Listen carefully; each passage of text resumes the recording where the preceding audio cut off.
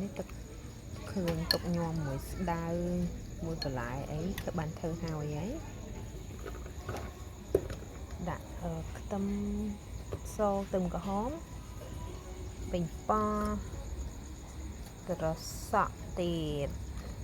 គ្រឿងញោមរបស់យើងតមកស្ដៅតួឯកចុងក្រោយច្បល់វាឲ្យសប់ចូលគ្នាសិនណាតមកធ្វើការដួសទឹកនេះយកមកសូបវាមកច្បល់វាមកចាំដាក់សណ្តែកដីចុងក្រោយទៀតហើយនឹងកំពឹសទុកដាក់ចុងក្រោយនៅយើងច្បល់វាឲ្យចូលជាតិសិន